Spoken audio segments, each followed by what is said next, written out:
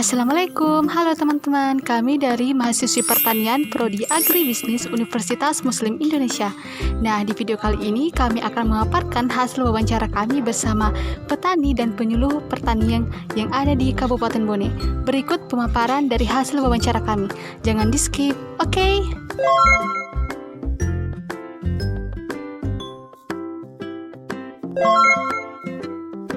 Pada video kali ini, saya akan membahas hasil wawancara pada petani. Yang pertama, identitas responden. Nama, Sajudin, umur 55 tahun, pendidikan formal, sekolah dasar, tanggungan keluarga, 2 orang, pengalaman berusaha tani selama 35 tahun. Adapun deskripsi usaha tani. Yang pertama, sarana pendukung yang dimiliki. Ada 5 jenis sarana. Yang pertama, hand traktor berjumlah 1 unit yang berfungsi untuk mengolah tanah. Yang kedua, bajak berjumlah 1 unit yang digunakan untuk menggemburkan tanah. Yang ketiga, parang berjumlah 2 unit yang digunakan untuk membabat rumput liar pada tanaman. Yang keempat, cangkul berjumlah 3 unit yang digunakan untuk mengelola tanah seperti memecah, menarik, dan mengaduk tanah. Yang kelima, motor berjumlah 2 unit yang digunakan untuk mengangkut hasil panen ke gudang. Adapun luas lahan yang dimiliki oleh petani ini yaitu 6.206 meter persegi dengan status lahan milik. Adapun biaya produksi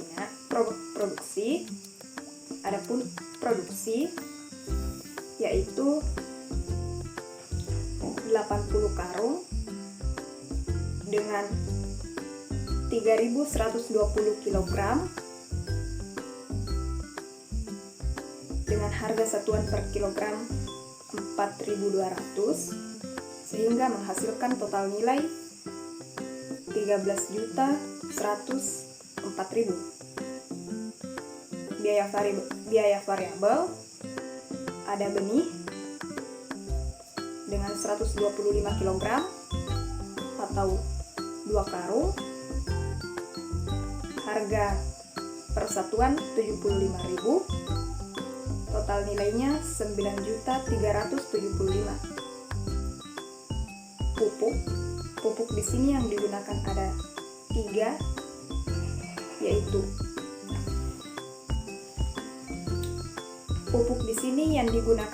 3, yaitu pupuk Korea dengan 150 kg,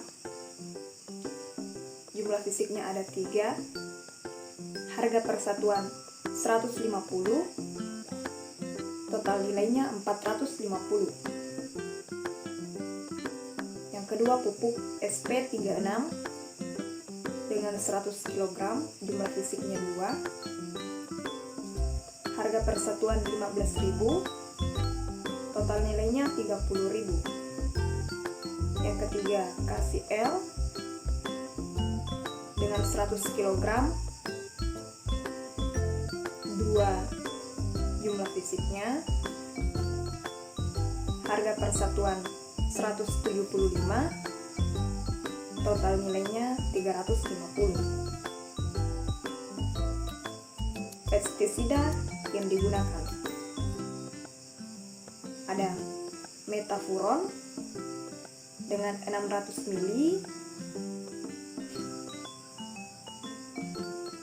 1 jumlah fisiknya, harga per satuan 120, total nilainya 120.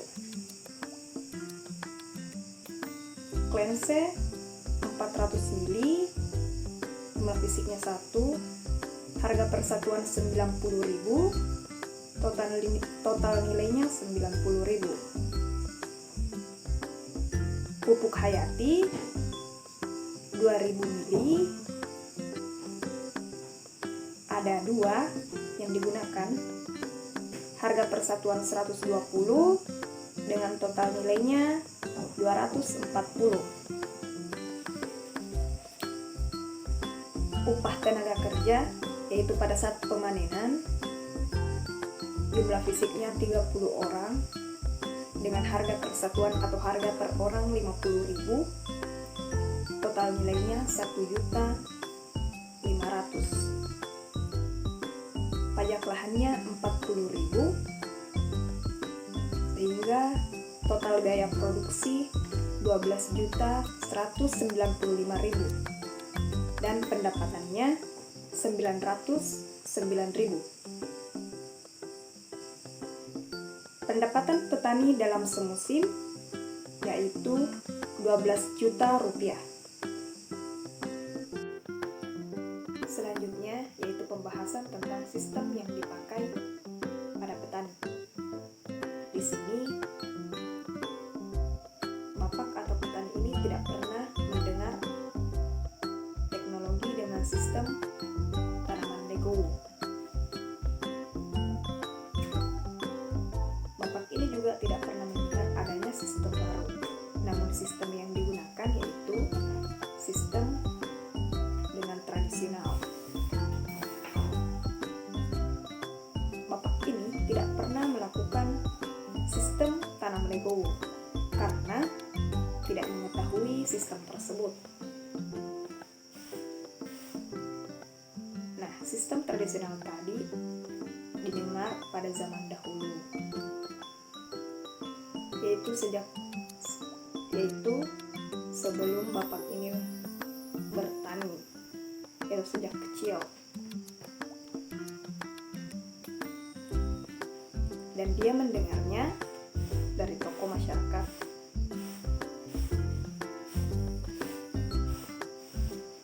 Bapak ini melakukan teknologi tradisional karena sistem ini mudah untuk dilakukan. Dan Bapak ini juga pernah mengikuti kegiatan penyuluhan, yaitu 2 kali di desa Sanrego, Kecamatan Kahu, Kabupaten Bone. Materi yang diberikan oleh penyuluh, yang pertama materi dari segi lahan, kedua bibit yang digunakan, ketiga pestisida dan pupuk yang digunakan. Jika petani mengalami masalah dalam usaha taninya, maka PPL memberikan solusi terhadap masalah tersebut, misalnya masalah penanganan hama dan penyakit.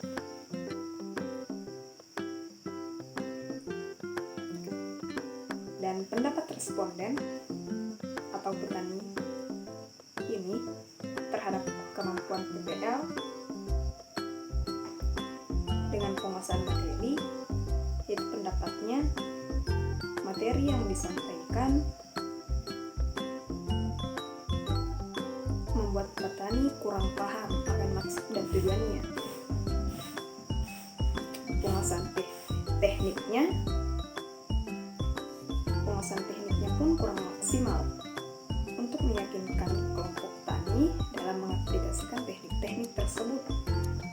Penguasaan lapangannya, petani ini merasa PPL kurang mengetahui yang terjadi di lapangan.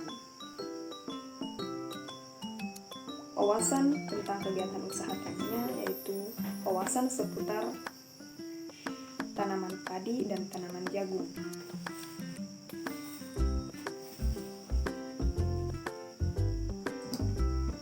Menurut Bapak, di sini materi penyuluhan pertanian sulit dimengerti karena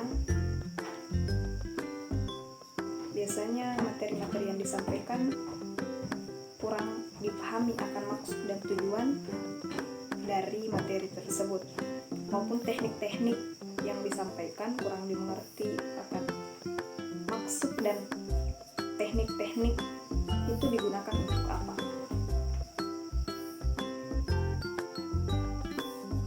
Nah, pada babak ini metode penyuluhan yang paling dimengerti yaitu metode kelompok. Karena dengan metode ini petani dapat berdiskusi dan berbagi info seputar masalah, kendala, dan hal-hal yang berhubungan dengan pertanian. Nah, pada waktu pelaksanaan penyuluhan, Bapak ini menyarankan sebaiknya pada pagi hari supaya para petani dapat fokus dan tidak mengantuk pada saat mengikuti kegiatan penyuluhan. Nah, di sini sikap Bapak ini jika ada teman atau kerabat yang tidak mengikuti kegiatan penyuluhan, maka diberikan nasihat atau wejangan agar ia dapat mengikuti kegiatan penyuluhan pertanian.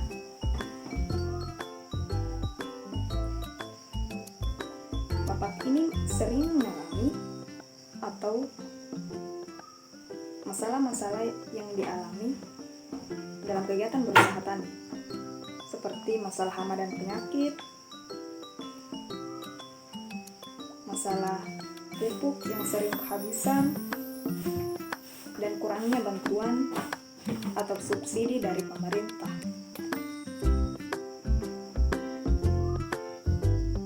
Namun Bapak ini juga tidak pernah menerima bantuan dari pemerintah.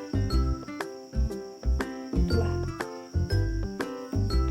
seharusnya pemerintah memberikan bantuan secara merata. Dan saran Bapak ini kepada PPL yaitu PPL harus terjun langsung ke lapangan untuk melihat situasi dan kondisi yang dialami petani. Dan yang terakhir, harapan untuk kegiatan penyuluhan yang akan datang khusus kepada pemerintah. Harapannya agar pemerintah memberikan subsidi kepada para petani dan kegiatan penyuluhan lebih ditingkatkan serta dilakukan secara menyeluruh sampai pada desa-desa terpencil agar petani dapat mengelola tanaman dengan baik dan benar. Identitas responden yang pertama yaitu nama. Jadi wawancara saya kemarin yaitu bersama dengan Ibu Hayati yang beralamat di Desa Matajam, Kecamatan Kahu, Kabupaten Bone. Identitas responden yaitu sebagai berikut. Namanya yaitu Ibu Hayati, pendidikan formalnya yaitu SD, tanggungan dalam keluarganya itu hanya 3 orang karena anaknya sebagian sudah berkeluarga. Selanjutnya yaitu pengalaman dalam berusaha tani. Pengalaman Ibu Hayati dalam berusaha tani itu sekitar kurang lebih 30 tahun. Dan juga pekerjaan sampingannya itu tidak ada. Ibu Hayati pekerjaan sehari-harinya hanya bertani bersama dengan suaminya dan juga anaknya yang belum menikah. Selanjutnya yaitu deskripsi usaha tani. Yang pertama yaitu sarana pendukung yang dimiliki. Sarana pendukung yang dimiliki oleh Ibu Hayati yang pertama yaitu gudang. Ibu Hayati mempunyai 1 unit gudang yang berfungsi untuk menyimpan hasil pertanian. Yang kedua yaitu parang sabit. Parang sabit yang dimiliki oleh Ibu Hayati sejumlah 2 unit. yang berfungsi untuk membabat rumput liar dan memotong padi yang sudah dipanen. Selanjutnya yaitu thresher. Ibu Hayati mempunyai 1 unit thresher yang berfungsi untuk memisahkan biji padi dengan jerami atau batangnya. Selanjutnya yaitu motor. Ibu Hayati mempunyai 2 unit motor yang berfungsi untuk memudahkan proses pengangkutan hasil panen ke rumahnya dan juga untuk mempermudah ibu apabila ibu ingin mengontrol hasil pertaniannya yang di sawah. Selanjutnya yaitu cangkul. Ibu Hayati mempunyai 3 unit cangkul yang berfungsi untuk menggali tanah atau untuk penyiangan. Selanjutnya yaitu yang nomor 2, usaha tani pada sistem tanam jajar legowo. Jadi adapun bagiannya itu luas lahan. Jadi Ibu Hayati mempunyai luas lahan sekitar 1 hektar dan juga status lahan yaitu hanya sewa. Jadi Ibu Hayati hanya mengelola lahan dengan sistem sewa lahan. Selanjutnya yaitu di sini membahas mengenai biaya tetap dan juga biaya variabel dan juga produksi yang dihasilkan oleh Ibu Hayati. Jadi yang pertama yaitu dalam 1 tahun Ibu Hayati biasa memproduksi 2 kali. Jadi yang pertama itu produksinya itu satuannya ton, kemudian jumlah fisiknya itu 4, harga atau persatuannya itu 120. Jadi sehingga total nilainya itu 9.600.000 rupiah. Kemudian selanjutnya itu biaya variabel. Biaya variabelnya di sini yang pertama yaitu benih, satuannya itu liter. Nah, jumlah fisik ya yang dibutuhkan biasanya itu 60 liter, sehingga harga persatuannya yaitu 120.000, sehingga total nilainya itu 240.000. Kemudian yaitu pupuk urea. Jadi pada saat penanaman benih atau proses pengolahan lahan dan juga tanamannya, Ibu Hayati hanya biasa menggunakan pupuk urea. Satuannya itu kilogram. Jumlah fisik biasanya Ibu Hayati menggunakan 3 karung pupuk urea. Harga persatuannya itu 125.000 sehingga total nilainya itu 375.000 rupiah. Selanjutnya yaitu pestisida. Ibu Hayati biasa menggunakan pestisida jenis yang pertama yaitu paradang. Paradang dengan satuan mili, jumlah fisiknya yaitu 2, biaya persatuannya yaitu 450.000 sehingga total nilainya yaitu 900.000 rupiah. Selanjutnya yaitu pestisida dan jenis lecis. Pestisida jenis lecis dengan satuan mili, jumlah fisiknya yaitu 2 dengan jumlahnya atau harga persatuannya yaitu 35.000 sehingga total nilainya yaitu 175.000. Selanjutnya yaitu pestisida jenis Supremo dengan satuannya yaitu mili, jumlah fisiknya yaitu 2, harga persatuannya itu 75.000 sehingga hasil atau total nilainya itu 150.000. Kemudian untuk upah tenaga kerja, Ibu Hayati tidak menggunakan tenaga kerja selain mereka hanya mengolah sawahnya bersama dengan suaminya dan juga anaknya tanpa menggunakan tenaga kerja sekalipun. Selanjutnya itu untuk biaya tetap. Biaya tetapnya yang pertama itu pajak lahan. Pajak lahannya itu sejumlah 3.240.000 dan juga mengalami penyusutan sebanyak 2.400.000 sehingga total biaya tetap yaitu biaya produksi yaitu biaya variabel ditambah dengan biaya tetap sehingga hasilnya menjadi 5.646.000 sehingga pendapatan yang dihasilkan dari produksi dikurang dengan hasil biaya tetap dan biaya variabel, jadi total nilainya yaitu 2.111.000. Selanjutnya yaitu besar pendapatan petani dalam semusimnya. Jadi pada satu musim Ibu Hayati hanya bisa mendapatkan 2.111.000 dan untuk pendapatan dari kerja sampingan per tahunnya Ibu Hayati tidak mendapatkannya karena Ibu Hayati tidak mempunyai pekerjaan sampingan selain hanya berusaha tani. Selanjutnya yaitu aspek ketiga yaitu komponen teknologi sistem tanam jajar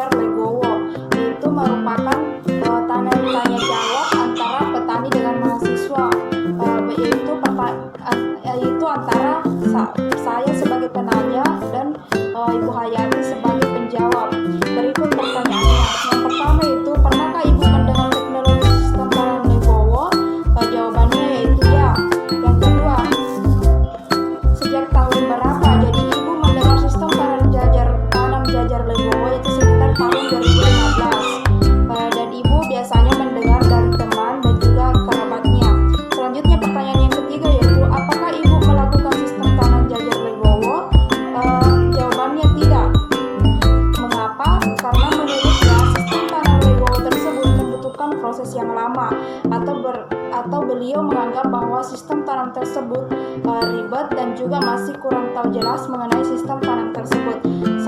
Pertanyaan selanjutnya yaitu, apakah Ibu pernah mengikuti kegiatan penyuluhan? Jawabannya yaitu tidak. Jadi Ibu Hayati sebelumnya, mulai dari ia berusaha tani sampai sekarang, tidak pernah mengikuti yang namanya penyuluhan pertanian. Pertanyaan selanjutnya itu, masalah apa saja yang Ibu alami sehubungan dengan kegiatan berusaha tani? Jadi masalah-masalah yang sering terjadi yaitu faktor cuaca yang tidak menentu, sehingga apabila musim kemarau tiba, Ibu Hayati biasanya terhambat oleh saluran air, sehingga untuk proses pengolahan bahannya Ibu Hayati masih ketergantungan pada faktor cuaca. Dan ada juga faktor lain atau masalah lain yang menjadi penghambatnya, yaitu kurangnya saluran irigasi. Jadi itulah masalah yang sering dihadapi oleh Ibu Hayati. Dan juga pertanyaan selanjutnya yaitu, apakah dalam kegiatan berusaha tani Ibu menerima bantuan dari pemerintah? Jawabannya yaitu ya. Bantuannya yaitu berupa pupuk dan pestisida. Dan juga pertanyaan selanjutnya, apakah saran Ibu kepada PPL yang bertugas di desa ini?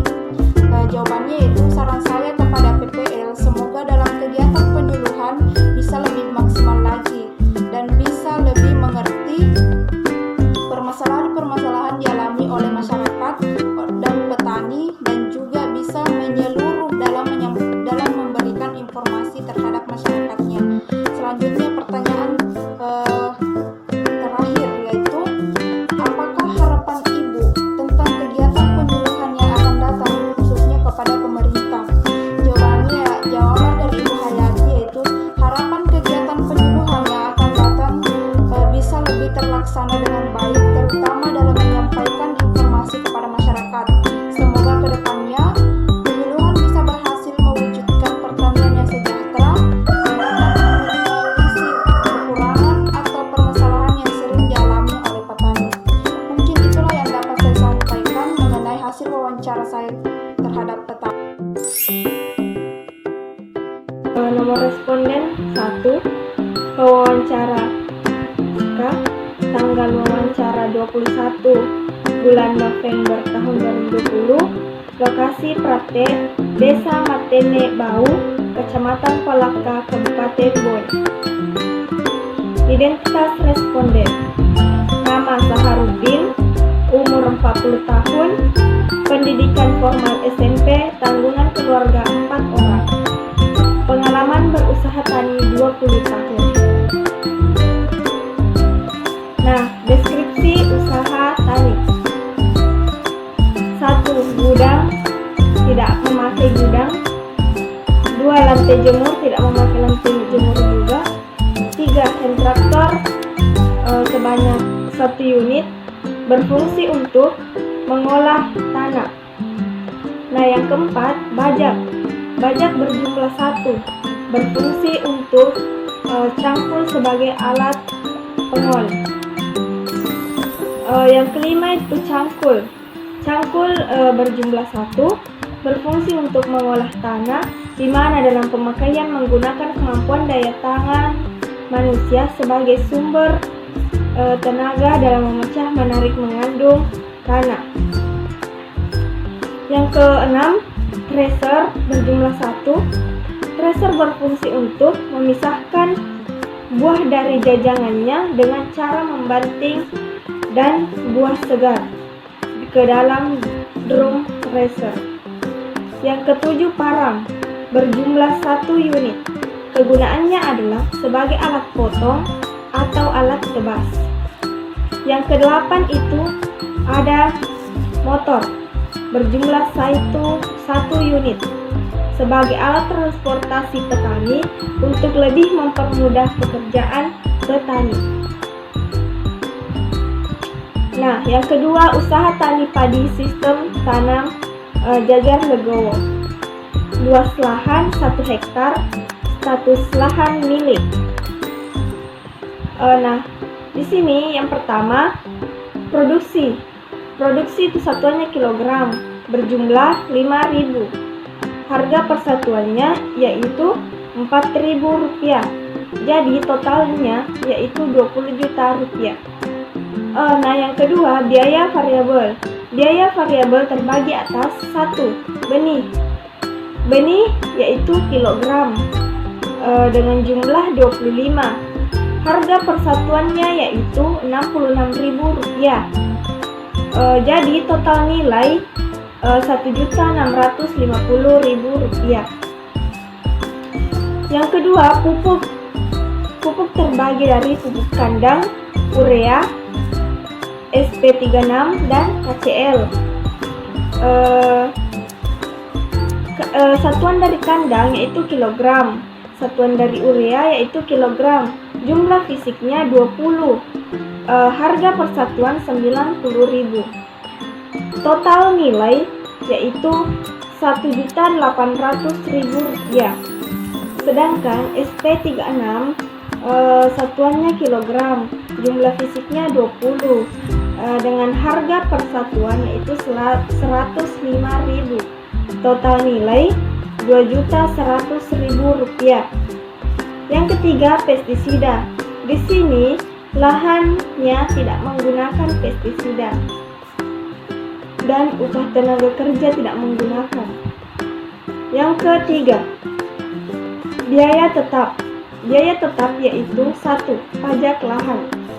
Pajak lahan berjumlah 1 hektar dengan harga persatuan Rp200.000. Jadi totalnya yaitu Rp200.000. Di sini juga tidak menggunakan penyusutan. Nah, total biaya tetap yaitu Rp200.000 dan total biaya variabel yaitu Rp5.550.000. Yang keempat, total biaya produksi sama dengan Rp5.550.000 ditambah Rp200.000 sama dengan Rp5.750.000. Yang kelima yaitu pendapatan. Pendapatannya yaitu 20 juta dikurangi 5.750.000 sama dengan Rp14.257.000. Berapa besarnya pendapatan sebagai petani dalam semusim? Pendapatannya yaitu Rp14.257. Komponen teknologi sistem tanam jajar Legowo. 1. Pernahkah Bapak mendengar teknologi sistem tanaman Legowo? Pernah. 2. Jika ya, sejak tahun berapa? Sejak tahun 2015. Dari siapa mendengar? Tokoh masyarakat. Yang ketiga, jika jawabannya tidak, apakah ada teknologi lain yang baru?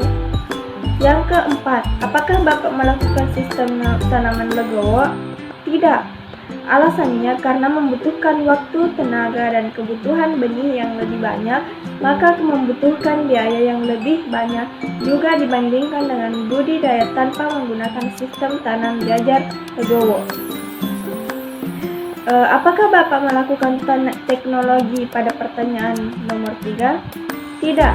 Alasannya karena teknologi pertanian di Indonesia saat ini dihadapkan pada masalah peningkatan produk pertanian di tengah masalah perubahan iklim global yang sulit dikontrol.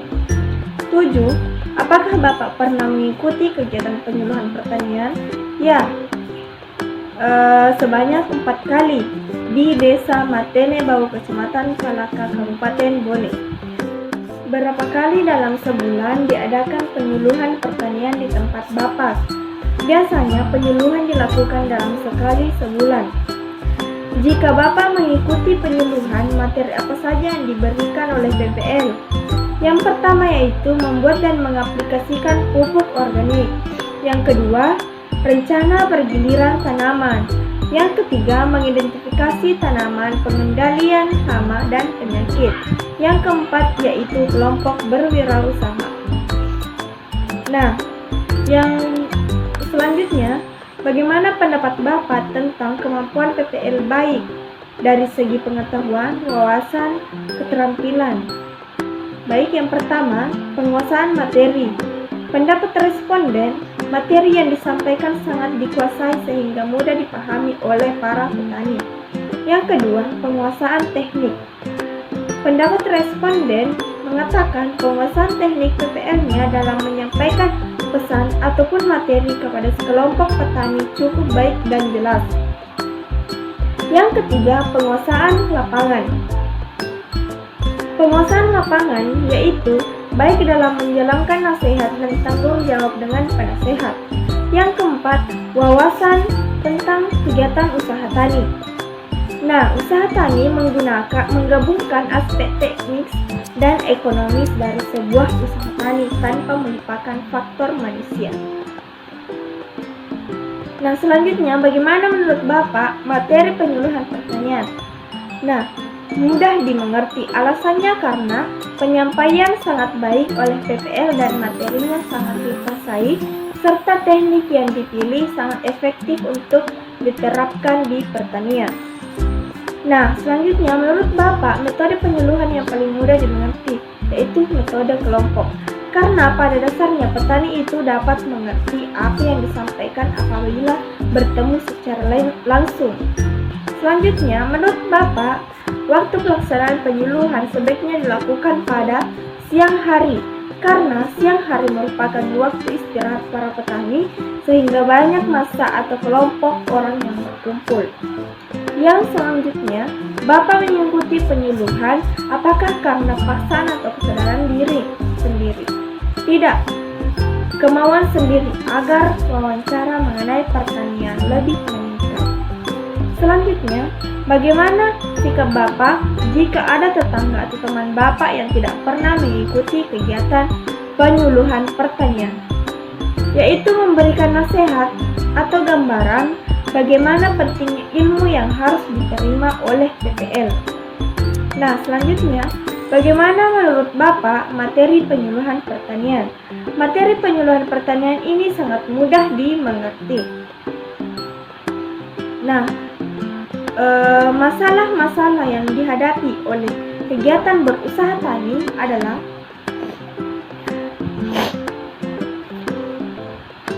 masalah-masalah yang dihadapi oleh usaha tani adalah masalah penyakit tanaman, masalah kekurangan bantuan subsidi, dan masalah cuaca. Nah, yang ke-23, apakah dalam kegiatan berusaha tani Bapak menerima bantuan dari pemerintah? Ya, ada bantuan berupa bibit jagung dan bibit padi. Saran Bapak kepada PPL yang bertugas di desa ini, sarannya yaitu lebih meningkatkan pemberian informasi secara menyeluruh kepada desa dan anggota kelompok. Yang terakhir adalah apakah harapan Bapak tentang kegiatan penyuluh yang akan datang kepada Bapak? Harapannya yaitu lebih meningkatkan dalam memberikan subsidi kepada para petani dan meningkatkan pemberian informasi secara menyeluruh kepada desa atau anggota kelompok tani. Nah, kuesioner untuk penyuluhan pertanian lapangan. Selanjutnya, identitas penyuluhan pertanian. Nama penyuluh Abdul Rahman. Umur 52 tahun. Pendidikan formal SMA. Jumlah tanggungan keluarga 5 orang. Pendapatan pokok per bulan 1 juta per bulan. Pengalaman menjadi penyuluh yaitu 5 tahun di swadaya. Kegiatan penyuluhan pertanian. Yang pertama, persiapan apa saja yang dilakukan sebelum kegiatan penyuluhan. Persiapan yang dilakukan yang pertama yaitu mempersiapkan materi, menetapkan jadwal, menentukan masalah tugas, tujuan dan kebutuhan secara jelas dan lain-lain. Yang kedua, materi apa saja yang diberikan kepada petani 6 bulan terakhir ini. Materi ERDKK, Sistem Elektronik Rencana Definitif Kebutuhan Kelompok. Yang ketiga, metode yang digunakan untuk menyampaikan materi penyuluhan kepada petani. Menggunakan alat bantu atau alat peraga. Alasannya untuk mempermudah petani dalam memahami dan mempraktekkan materi yang telah disampaikan. Yang keempat, apakah menggunakan alat peraga pada kegiatan penyuluh? Ya, alasannya untuk mempermudah petani dalam memahami dan mempraktekkan materi yang telah disampaikan.